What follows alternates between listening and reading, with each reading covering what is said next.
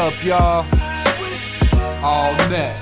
All net. All net. With Mike Logic and Ideal. What up, y'all? Swish.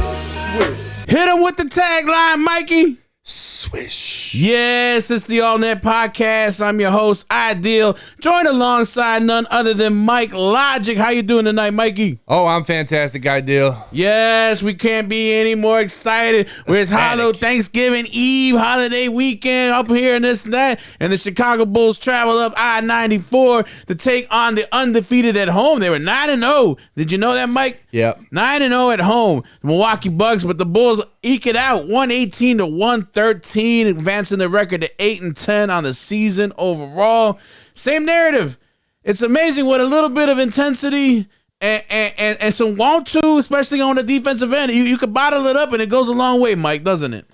Yeah, they had to really dig down deep at the end and make some big defensive possessions, but they were all locked in as a unit. It was a collective effort, and the Bulls paraded into Fiserv Forum, and they got that W, and it felt like they won a playoff game. Woo! Yes. Aplausos all around. Great job. Chicago Bulls on a little bit of a winning streak, huh, Mike? Yes, sir. What was that little bit of nugget you were telling me regarding the three-point shooting for the Bulls? So before this game, the Bulls were 5-0 when they shot 40% or better. Bulls 18 of 42 from downtown for an average of 42.9%. The streak stays alive, and they moved to 6-0 when that little nugget comes up. So a nice little tidbit there, Mike. I appreciate it. Who said the Bulls can't shoot threes? Maybe they just weren't willing to at some points, I guess. I don't know. It's nice to have Kobe White back shooting threes.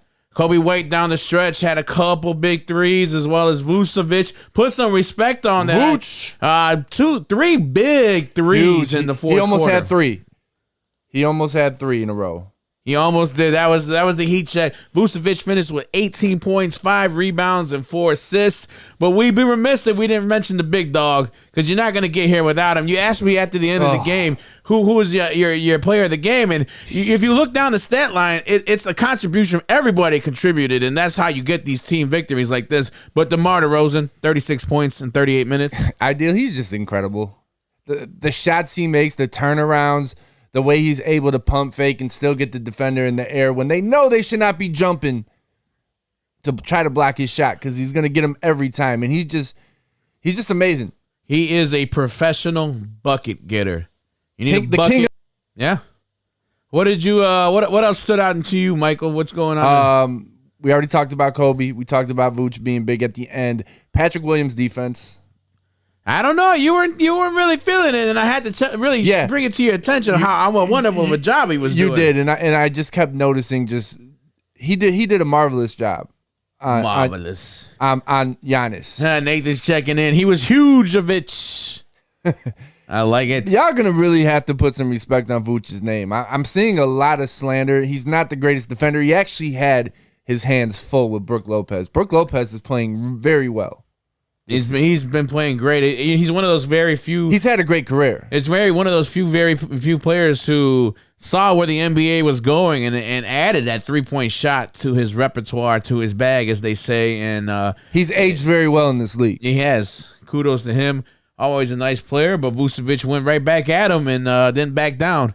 Who we got out there? David Bryan. Yes, the Bulls beat the Bucks. This is the first time the Bulls have won against the Milwaukee Bucks since December 2017. Yeah, December 26, 2017. It's been a while. It feels really good, Ideal.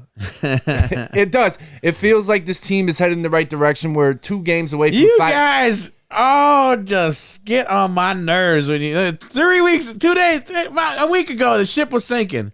It's not fun losing the bad teams. Out here strutting. It's not fun losing the bad teams, bro. And that's what they were doing. You know what? It wasn't even that. It was like lackluster effort.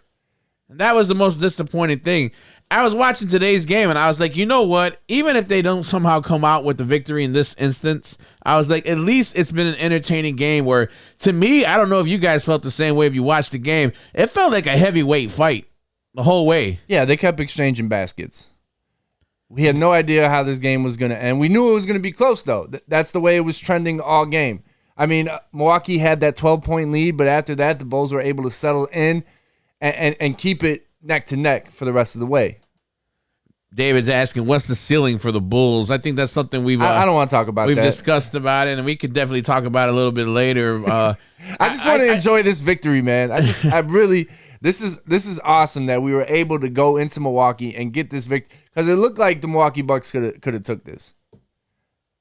It was at certain points they were trying to make a claw at it. It was like on repeat Groundhog Day when Giannis kept trying to come down full steam. And I've told you what the trick is with Giannis, Mike, and you finally realized you said it last episode, and it rings true. I don't understand 100% why anyone would back up off of Giannis once he's bringing the ball, and once he gets past half court and he's in between half court and the 3-point line and he decides to go, if you're not attacking his dribble, making him make a decision with the ball in his hand, you are good as done. You're roast chicken out there. You're turkey tomorrow. He's going to have his way with you. You guys can watch the tape. Ideal is not lying at all. And a lot of people have said this about Giannis. You have to meet him before he gets in the paint. It was the same way with prime LeBron James. I mean, he could still argue he still is in his prime, but when he was younger, I'm like, I don't understand why you don't attack his dribble. You have to attack his strong hand, make him put it on the floor, send him towards the help, and a lot of hands are going to be reaching in that cookie bucket, and then they're going to eventually get some cookies out there. And I saw a couple times, at least to me, I saw Giannis getting frustrated. Yeah, especially when Pat or whoever was guarding him, AC, and I didn't understand at the time why Billy was deciding to put AC on him. So Billy was using smaller guards, forwards, AC, Javonte Green, if it wasn't Pat Williams. Derrick Jones Jr. surprisingly has not played. Yeah, or did not play. What up, Terrence Spencer checking in saying from London? He's Bulls. checking in from London. What up, G? Nice. But yeah, I can't say enough about Patrick Williams' defense. I've raved about him. I've said it since last year. He just looks so much better. He's just the only one. If you physically look at Giannis, who else physically matches up with Giannis on a basketball court? It's Patrick Williams. He's about 6'9", 6'10". He's just as strong, well built as Giannis. That's the only one. I love the length, the matchup between those two. And you saw a couple times where Giannis wanted to bang, and Patrick said, I'm right here for it. Yeah, his instincts are great on defense, and they're only getting better. There was a couple times where Giannis got him. We're like, yo, Pat, why are you jumping to try to block Giannis's jump shot? Let him take that fadeaway. I don't understand why anybody in the league would want to contest the jump shot of Giannis. I mean, like where you literally put yourself in harm's way of picking up a cheap ticky-tack foul. Yeah. You just want to stay on your toes of your feet and just hit your hand up. That's it in the shot and just walk towards it. Don't even jump, because it's a victory if he pulls up and shoots that shot. And if he makes it, God bless him. You walk the other way, but I dare you to shoot it again, because you ain't gonna hit it. Yeah, Giannis doesn't have to shoot. They put nothing but shooters around him, Drew Holiday and Brook Lopez, even though Brook Lopez is a really good shooter. Giannis doesn't have to shoot that shot. Giannis gets his points around the bucket.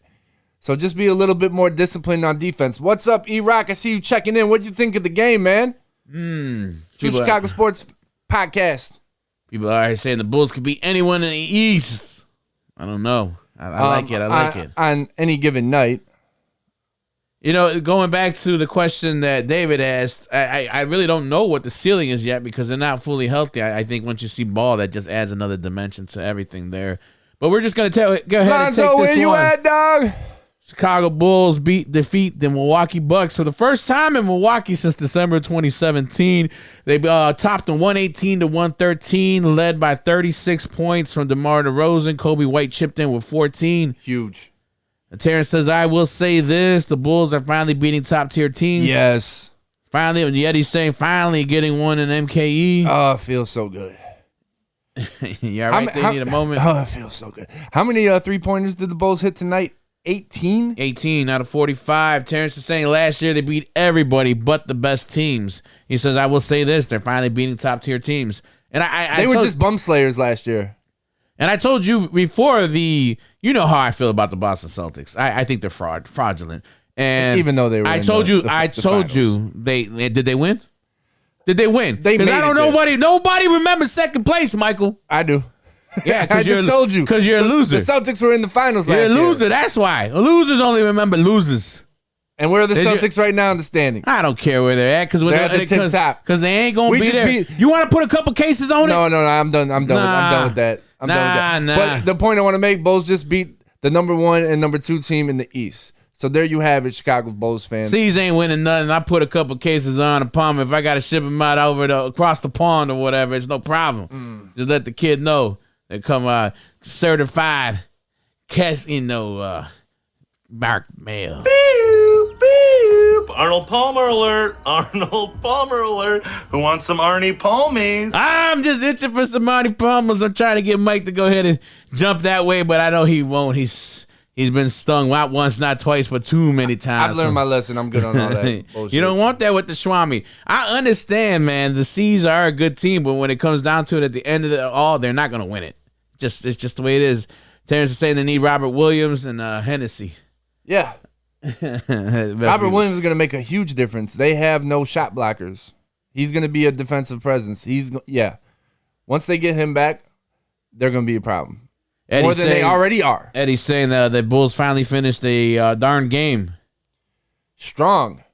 There was a lot of contributions across the board. Big shots down the... They got that win despite... I was going to just ask you, Mike. Despite Zach LaVine's low IQ shooting and just low IQ in general. Like that pass he tried to get to DeMar. That was a tough angle. That was a tough entry pass. I don't know what's going on with him. For the sake of him, he was rushing his shots. For the sake of him, I was like, oh, thank God that pass got into DeMar. Because if it didn't, you're coming down the stretch and you throw one away, he was going to be the ire of Bulls Twitter. Yeah, and if we look at his first half, I thought Zach played pretty well his first half. He went 4 for 5 from the field, 3 for 4 from the 3, 13 points. Thought he was going to have a huge scoring game, but he did not bring that energy or that effort to the second half, and that shit looks sloppy, Zach.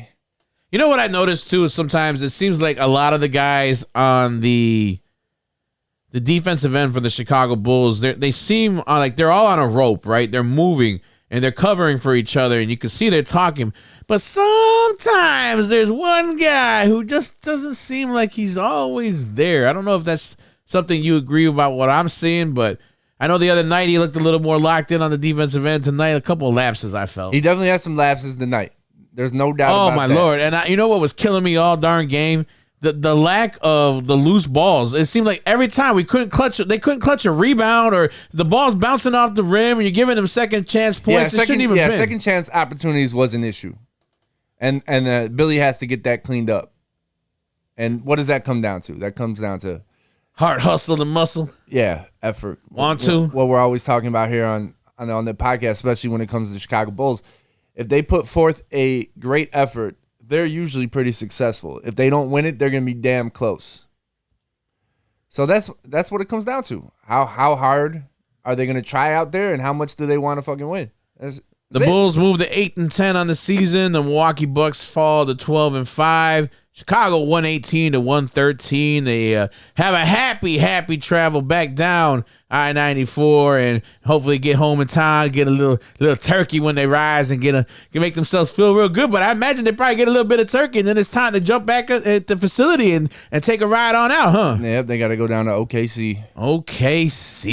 And your boy Shay's going to be ready. Shay Gilgeous. You liking him?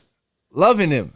It was a great trade. What are you seeing about him? I noticed he's putting up over 30 points a game, but still averaging I think 6 or 8 assists a game, so still facilitating. He's a great teammate. He's not just looking for his baskets. It's a darn shame that that young kid Chet Holmgren got hurt, because I would have liked to. They're going to be interested, and they're also going to probably get a very high lottery pick. So. They're going to add more to this squad. They're going to be dangerous in the years to come.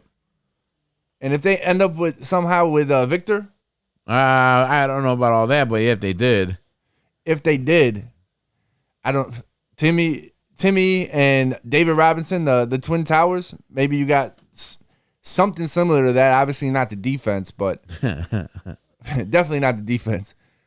Goes down on Friday. Friday, you guys, if you tuning in, you're a fan of the All Net podcast or just Shy Native Radio in itself, or maybe you're a fan of Chicago hip hop legends. Friday will be Mike Logic's birthday. Hit that Cash App. No, I don't do the Cash App thing. Make sure you guys all reach out and wish Mike Logic a happy birthday. If you want to, don't feel obligated. You know he would. So if you don't, that says a lot about you. It's true. This man is the biggest supporter I've ever met in my life. Of people? Of everybody, everything. Of every walk of life, of every occupation. And without him, every hobby. He once built a city out of blocks. To this day, there's 600,000 people working there. Oh man. So before we get out of here, Mike, I mean, what are you looking forward to tomorrow? Thanksgiving, the football, the turkey, the drinking, all of it. Well, I just want to say that I'm thankful for family. I'm thankful for the food that we are going to get. The people are, working very hard to prepare right now. But I get to chill out with the fam, watch some football. Very thankful for that. Thankful for this guy right here, Ideal. Are you even a fan of football? I just gave him a compliment. No, what a douche. I was trying. Yeah, you know what? I'm taking that shit back. No, but I'm thankful for this guy, Ideal, that he sits down with me and does this podcast. And I'm thankful for everybody who tunes in and wants to talk Bulls and brings your bullish babble. We appreciate you. And I hope you have a wonderful Thanksgiving. Oh, that's appreciative out there.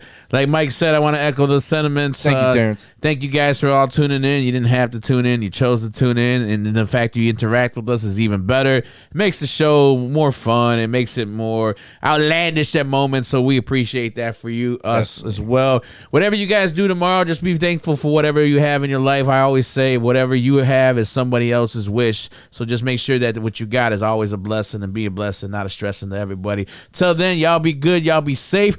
I don't know. Are we just wilding out on Mike's birthday? We're not doing it on that podcast? I don't think so. Yeah, I'm also thankful for our sponsor, Shot Native Radio, Shot Native Entertainment. Yes. True Chicago sports fans, 606 Media. Yes. Yeah, we're not gonna be on Friday, y'all. I'm getting lit. All right, you heard the man here himself. That's his birthday But wish. enjoy the Bulls win. Until then, hopefully it's all good. It's all everything. Mike, hit him with the tagline. Swish. All net. All net. All net. What up, y'all? All net.